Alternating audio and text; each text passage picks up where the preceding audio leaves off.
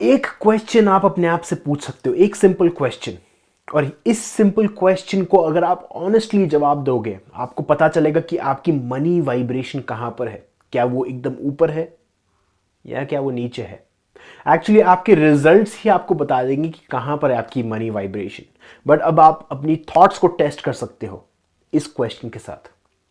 Hello friends, welcome to the vibrational channel. मेरा नाम जतिन है। क्वेश्चन ये है कि अगर आज मैं बोलता हूं कि मेरी सारी की सारी सर्विसेज, जो भी मैं वीडियोस बना रहा हूं, जो भी मैं आने वाले वीडियोस हैं, उसमें सबके ऊपर एक चार्ज होगा। मैं सारी की सारी जो वीडियोस है फ्री में नहीं दे रहा। या फिर मैं या कोई भी पर्सन, अगर आपको लगता है वो स्पिरिचुअल है और स्पिरिचुअल नॉलेज शेयर कर रहा है, जो चीज़ें आपको लगता है फ्री होनी चाहिए और उसके लिए अब पैसे ले रहे हैं, तो आपके पास कैसी थॉट आ रही है? क्या आपको गुस्सा आ रहा है? क्या आपको फ्रस्ट्रेशन पैदा हो रहा है? ऑनेस्टली अपने दिल में पूछिए। ये मत बोलना कि नहीं नहीं मैं बिल्कुल फाइन हूँ, आप कर सकते हो।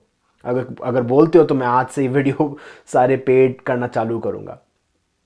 तो दोस्तों, ये चीज़ याद रखिए कि जो आपकी इंस्टेंट थॉट होती है वो ही आपके अंदर वाली बिलीफ होती है। अब मैं ये वीडियो इसलिए बना रहा हूं क्योंकि अभी रिसेंटली किसी का क्वेश्चन आया था मेरे पास। अब वो थोड़ा बहुत टेक्निकल क्वेश्चन था। अब वो क्वेश्चन को देख के मैंने बोला कि आप प्लीज़ एक अपॉइंटमेंट बुक कीजिए और मैं उसको आंसर करने की कोशिश करूँगा।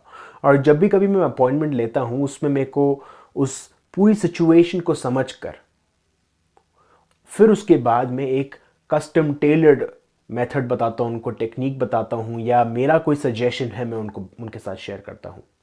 कई बार वो एक कॉल हो सकता है या बहुत सारे कॉल हो सकते हैं। बट मैंने उनको अपनी फ़ी बताई और मैंने उनको ईमेल भेजा। कोई ईमेल का रिस्पॉन्स नहीं आया। फिर अगले दिन मैंने वापस पूछा कि क्या आप लेना चाहते हो, क्योंकि मेरे को या तो मैं बाहर जाऊँ या तो मैं घर पे रहूँ। तो उनका रिस्पॉन्स आता है कि नहीं रहने दो, आजकल सबको पैसे चाहिए, कोई हेल्प नहीं कर सकता। अब ये जो लाइन है उसको पढ़कर मुझे बहुत हंसी आई। उस पर्सन का ये कमेंट नहीं था कि सर थोड़ी बहुत फ़ी कम कर दो, या सर अभी मेरे पास पैसे नहीं है, मैं थोड़ा टाइम बाद बुक करूँगा या करूँगी। तो ये कमेंट देख के कि आजकल कोई भी हेल्प नहीं करना चाहता, तो आप ये भी चीज़ बोल सकते हो कि वो पर्सन अपनी खुद की हेल्प नहीं करना चाहते। अब मैं किसी की भी इंसल्ट नहीं कर रहा इस वीडियो में। मैं जानता हूँ हाँ, हर किसी के रिस्ट्रेंट्स होते हैं। पर मैं ये चीज़ इसलिए बना रहा हूँ कि आप अपने आप से क्वेश्चन पूछिए कि आपको क्यों बुरा लगा उस चीज़ के बारे में जब मैंने बोला कि मेरी फ़ी इतनी है कंसल्टेशन की। जब भी कभी कोई ऐसी चीज़ होती है तो आपके दिमाग में कोई ट्रिगर होती है, कोई थॉट, कोई बिलीफ ट्रिगर होती है, और उसके हिसाब से हम एक्शन लेते हैं।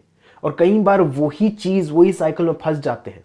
अब आप खुद बताइए कि अगर किसी पर्सन की ऐसी बिलीफ है कि आजकल कोई हेल्प नहीं करना चाहता, सब लोग को पैसे चाहिए, आपको क्या लगता है उस पर्सन की लाइफ में कैसे रिजल्ट्स आएंगे? ऑफ कोर्स ऐसे ही रिजल्ट्स आएंगे जहां पर उनको वैसे ही लोग मिलेंगे जो उनकी हेल्प नहीं करना चाहते और सिर्फ पैसे लेना चाहते हैं। तो दोस्तों, अपनी थॉट्स, अपनी बिलीव्स, अपनी फाउंडेशनल कोर बिलीव्स पे ऊपर ध्यान देना बहुत ज़्यादा ज़रूरी है। पूछिए अपने आप से कि अगर ये चीज़ होती तो क्या होता, अगर ये चीज़ होती, अगर आज बस के चार्जेस बढ़ जाते तो मेरे पास कैसी फीलिंग आती। क्या मैं नेगेटिव साइड देखता या पॉजिटिव साइड देखता? अब जैसे फॉर एग्जांपल मेरे पेरेंट्स, मैं अगर अपने पेरेंट्स को बताता हूँ कि अरे मेरे को एक बहुत अच्छा डॉक्टर मिला, बहुत ही अच्छा डॉक्टर है, काफ़ी सारी चीज़ें एक्सप्लेन करता है और ये करता है, वो करता है, उनका पहला क्वेश्चन ये होगा कि कितना लेता है वो। कितना लेता है।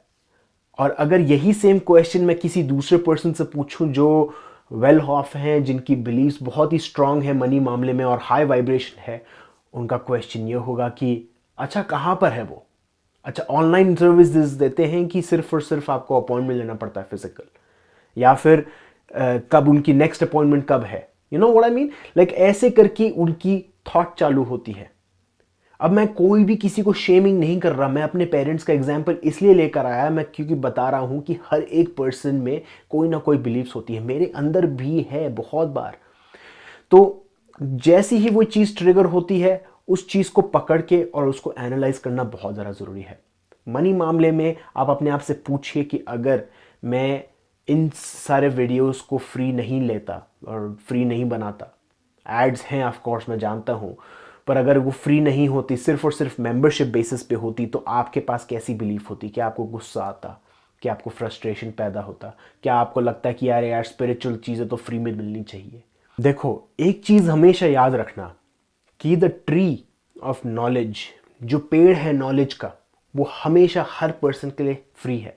कभी भी कोई भी पर्सन जाकर उधर से फल तोड़ के खा सकता है। मतलब किसी को भी एनर्जी, किसी को भी वो नॉलेज मिल सकती है विदाउट एनी कॉस्ट।